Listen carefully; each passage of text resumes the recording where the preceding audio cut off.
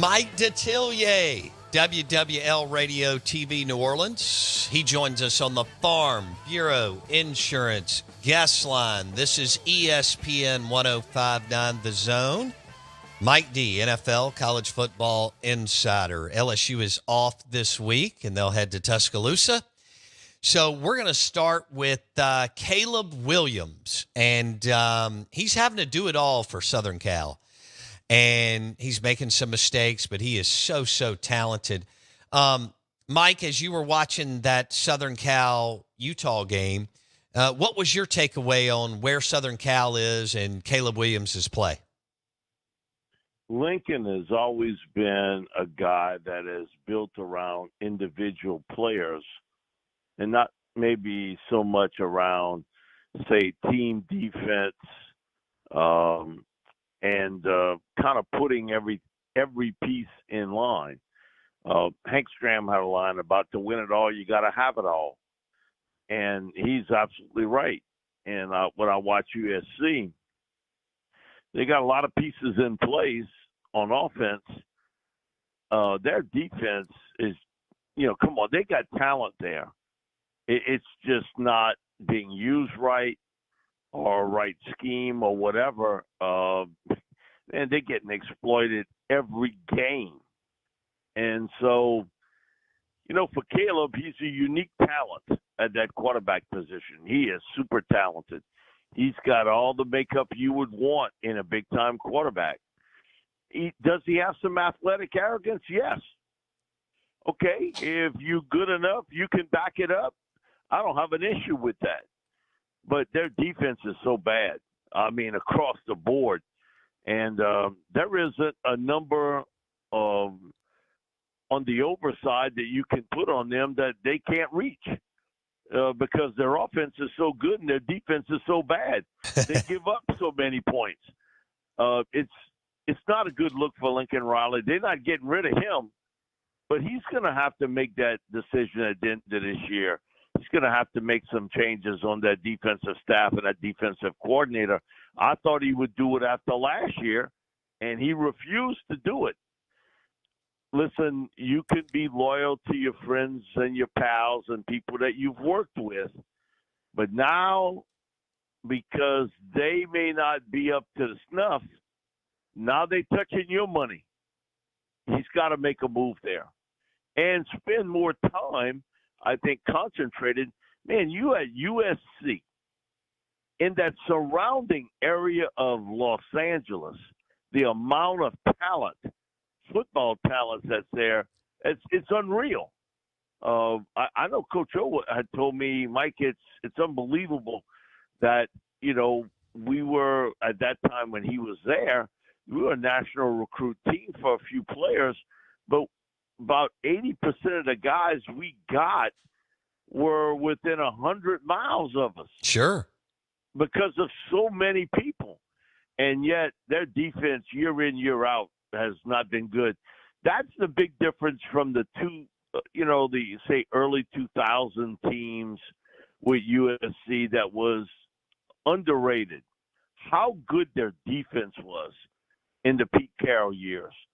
Man, they had some unbelievable talent on the defensive side of football. We remember them because of Carson Palmer and Matt Leinart and Reggie Bush, Lindell White, Mike Williams, those guys. But, man, they were loaded on defense too. They had all the pieces in place. Lincoln doesn't have that. He is much more concentrated his efforts on a big-time individual at quarterback and surrounding him with weapons. That's great and fine. But you got to play defense. And in this year of Pac-12 football, when you look at the Oregons and Washingtons of the world, you better be able to, and Utah's, you better be able to match up. And that's what made Utah sort of unique, okay, with Kyle Willingham, and they are personified team-wise by the head coach. They play great defense, no great shakes on offense, but, man, they find a way to win. And they found a way to win again against USC because of their physicality, their ability to play defense, and they make plays on offense when they have to. And people are kind of beating him up. I guess that happens. That comes with the territory. Yeah. You're the star. Right. But how do you? I mean, he's the number one guy. You don't think he's? Is there anything he could do to lose it? Him deciding to come back and play another year, Bam. maybe. But other than that, and I don't see that happening. I think he's coming out. He is clear cut the number one player. Clear cut. Okay. And I mean, I think a lot of Drake May. I think he's a terrific football player at North Carolina. But I don't. I would say that if you polled all 32 teams, you might have one team that says, I'd rather go with May than Caleb. But I would say the other 31 teams, I haven't heard anybody say they wouldn't pick him with the top overall selection. Now, you got some people that write stuff on the internet. Now, who knows where they pull this from? And a lot of that is for clicks, and we get it. And God bless them. But listen, basically 98% of the teams in the NFL would take Caleb. Right. If not 100%. Okay. So let's go to who do you have as the – yeah, I mean, Bama's playing some good football, and Tennessee hit them in the nose, and they came out and they dominated them in the second half. And I know we've got the Brock Bowers injury. Do you have Georgia head and shoulders above Bama, or do you have it really, really close in your power rankings? No, I would have Georgia ahead. I just think that their ability to recruit and develop players has been remarkable. We're seeing an unprecedented run here with Georgia. And the injury to Brock Bowers hurts them because of the fact he's such a unique player. He's a wide receiver playing tight end, and how good he is at that spot. But good gracious, they've won in the trenches. It's the hardest thing to recruit other than, say, the quarterback position. Because I think if you got a signature quarterback at college football, the NFL, it'll cure a lot of your ills. Not everything, but a lot of them. They've been able to win in the recruiting battles and then develop those players up front, offensive, defensive linemen, like we saw maybe with Saban when he went through that wild run. But, man, what Kirby has done is been fantastic. So I would say there's some distance between Georgia and Alabama. Real? Okay. Some distance there. Listen, nobody can say it's close. You can't watch Alabama and really watch that team and say it's close. Everybody has an identity as a team. I think every year is a little different for every team. Can you say watching Alabama, what they've done in the first half of games, which, man, has been a wild roller coaster for them. They've come out in the second half. They did it against A&M, did it against Tennessee, have done it against other teams where they've really played well. And it's spurred on by their defense. Yeah. It really has been, with Braswell and Dallas Turner being key parts of that. Being able to get pressure on the quarterback, stopping the run. But eventually, man, Bolt, that catches up to you. You can't spot teams' points like that and say, well, we're going to come back and because we did it last time. You did it against A&M, you did it against Tennessee, but, man, you've got your hand in the piranha water here. Because if you continue to do that, there's going to be a game that you're not going to be able to do it. Now, can LSU be that team? I don't know. Now, Jaden is special at quarterback. He really is.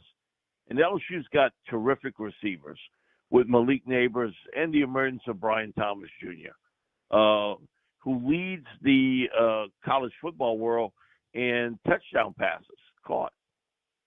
They've got a very explosive offense, and the fact that, there's always been a fear factor when playing Alabama, always, when you play them, because of what they've done in the past, because of Nick, because of the players. LSU beat them last year. So it was in Baton Rouge. Now this year they kept them in Tuscaloosa. But, they came back from that last year. And they had a lot of heavy weight on the back of LSU, because other than 2019, the Joe Burrow year, they had not fared well against Alabama, have not matched up well, and really have kind of stunk it up offensively against Alabama. But last year was different. Can they do it a second straight time? But the identity from Alabama has been the erratic nature of their offense and defense in the first half of games. They played fantastic in the second half of some games. But then they flipped the script a couple weeks back when they played Arkansas. They played a great first half and opened the door, and Arkansas made a run at it in the second half and really had a chance late in that game. Boy, it's a crazy year for Alabama, because we've seen these wild sort of swings of not playing necessarily a full game. Can you remember another year Alabama's been like that? No, not under Saban. Outside of year one, that doesn't count. They've always been a team that has really been able to piece it together. And yet this year's identity have been sort of half teams where, okay, against Arkansas, you played well in the first half, and then you let them back in the game. And yet you've seen games against A&M and Tennessee where it was the flip the coin. You didn't play well in the first half and played great in the second half. But again, you are who you are. And every year that sort of changes a little bit. and so I give Kevin Steele a lot of credit. I think he's been able to make adjustments that has made the difference in the second half of some games. And when you needed to, Milrobe plays. Now, he'll make a couple of them, you say, what was he doing? And then he makes a play, you say, wow, that's impressive. The offensive line play, I think if you put Saban on the lie detector machine, I think that would be the one area he would have been shocked. Because they returned a lot of guys from that team a year ago up front. And they haven't necessarily played well at all up front along the offensive line. It's been really the ultimate roller coaster ride for them. Yeah. Mike Detillier, WWL Radio TV New Orleans. He joins us on the Farm Bureau Insurance guest line. This segment is brought to you by Napa Auto Parts and their brand new store, I-55 North in Jackson. Locally owned Napa Auto Parts, I-55 North in Jackson. Mike, all right, the Jim Harbaugh story about, there's a lot of back and forth here. And there are some people who are digging into Feldman and Thamel and some of the others that are writing about this and saying, there's nothing there. You don't have a source. You're trying, it's a smear campaign. Ohio State has connections with these national college football writers and so on. The public is just taking, bits and pieces of Twitter. Harbaugh's guilty as hell, throw him under the bus. Where do you fall in, I mean, we're still early in this, but where do you fall with this, with the allegations against Harbaugh and scouting? Man, most coaches always try to get an edge. The fact that somebody would try to pre-scout your team a certain way, I think all teams do it to a certain extent. To say that, oh, my team doesn't do it, come on. All teams do it. They all trying to figure out an advantage. Here's the problem. It's to judge how you would figure out the signs and signals of an offense or a defense, and then relay that back to your team in a quick manner. That's a lot harder than you might think. Now you might have it a few times, but come on, every team's been involved in something like that. Can't say that it hasn't happened. He might have gotten caught. It's similar to Belichick years ago, having somebody watching a game and sort of stealing signals. Man, they got every team in the NFL does that. But because Belichick was winning, oh, he's a cheater. Man, you'd have to be one hell of a breakdown guy to figure out every play. Now, every once in a while, you might guess one and get one right, but you're not going to get one right all the time. It's just not the way it is. It's a lot to be made about nothing. I'm going to be honest with you. If Michigan had a couple losses, you wouldn't hear a word about it. And if they hadn't beat Ohio State back-to-back. But winning this year in the manner they are, that is the deal that has really come up. And I hear it from other people about cheating and everything. What? Don't let somebody investigate your school. All I'm telling you. You could say, oh, we clean as a whistle. You clean as – there ain't no clean as a whistle. Everybody's trying to get a bit of an advantage because we all have tendencies in what we do. When you're a coach, you have tendencies. It's even done at the high school level. I've been on those sidelines. I've seen guys there. I know exactly what they're doing. They're trying to figure out a kind of system. Somebody is running different plays. So it happens. That's just the way it is. You might not like it, but you know what? Don't look at your team because they're doing it too. Yeah. Mike Detillier on the Out of Bounds show. Okay. So we talked a little Georgia and Bama here. And you think Bama can run this, or do you think LSU or Ole Miss has a good shot to win the West and take it from Bama this late in the year? Well, they certainly in the driver's seat to win it. They certainly in the driver's seat to it. Again, though, Bo, I'll bring up the fact that when you that sort of roller coaster team, playing from quarter to quarter, half to half, I always have a feeling that it catches up to you somewhere along the line. But I think they're in the driver's seat in the West. Can LSU give them issues? Because LSU can score, yeah. But anybody's watched LSU play defense, man, their cornerback play is horrible. It's just not very good. And so LSU's going to have to come up with a pass rush somewhere and big plays to get them off the field on third down. And they're paper thin now at corner. I mean, they've had some issues there with certain players, with some injuries. They're just not very good at the cornerback position. Now, can Milroe take advantage of that? Is going to be the key in this game.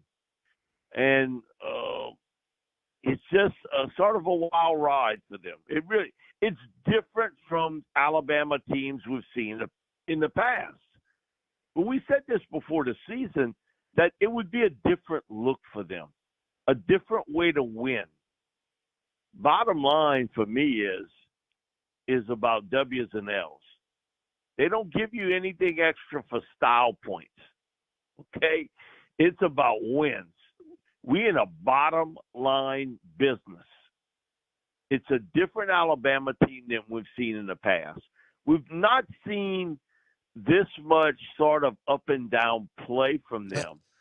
And so, yes, they're in the driver's seat, but you potentially could get caught in a game where you don't play well and you can't come back. in the second half of games. No, that's a good point, especially with Jaden Daniels. What do you think? Who could give Georgia more prop? We're visiting with Mike Detillier, WWL Radio TV New Orleans. He's on the Farm Bureau Insurance guest line. Who do you think can give Georgia more problems? Ole Miss? Or I'm impressed with Heupel and Kiffin. And Tennessee's played well, and Ole Miss has played well. Who gives Georgia more problems, Ole Miss or Tennessee? Ole Miss, because they're actually playing much better defense than we've seen in the past. I think Pete's come in here, done a good job. Again, so much expectations for him at Alabama about, shutting the door down on everybody. And I get that part. But and he knew it too. He's a Louisiana guy. He gets it. He's always been a great recruiter. But Ole Miss has a lot of pieces of the puzzle here. Who do you trust more at quarterback, Jackson Dart or Joe Milton? Dart. Bingo. And so with Joe, you see the flashes at times that he's such a good player. My thing with Joe is why they have not used him more as a runner. Man, Joe's a tremendous athlete. And having him out on the perimeter to run the football a little bit more. Jackson's a very good runner. He's really improved as a passer. And I think because of their improved play on defense, I would think it would be Ole Miss. Okay. So Ole Miss plays at Georgia. Georgia plays at Tennessee. But you're right. Tennessee's one-dimensional. He is Mike Detillier on the Out of Bounds Show. 105.9 The Zone, ESPN. We just blew through 22 minutes. I was about to get into the NFL. We'll do that next week. All right, so we'll really get into LSU and Bama next week because it is going to be a crazy night game in Tuscaloosa, and LSU can score. And as Mike D said, man, give Kevin Steele and this Bama defense credit. They've stepped up when they had to, and they are physical. That's for sure. Mike D, have a super week. We'll talk next week, man. Thanks a lot. Appreciate it, Bo. I can't believe that was – I thought we were about 10 minutes in. Well, y'all were rolling, too. There was so much to hit on. Why do you think there's a bullseye on Harbaugh? Maybe because – this is pretty fluffy. I think compared to everything that happens in collegiate athletics? Yeah, I think Luke and Bill kind of hit it on the head yesterday. The arrogance and the ego. Because he thumbs his nose at conventional wisdom and or the powers that be? Yeah. Yeah, I think whether that's it's what it is. the NCAA or the Big Ten? They see him as a threat. And so they probably put a lot of stories on it and get some eyes. For a long time, the NCAA was after Tarth the Shark, then Jackie Sherrill. There's been a couple others. I guess Freeze a little bit. Jim Harbaugh, man. They've got their sights set. I don't think it's going to happen for them.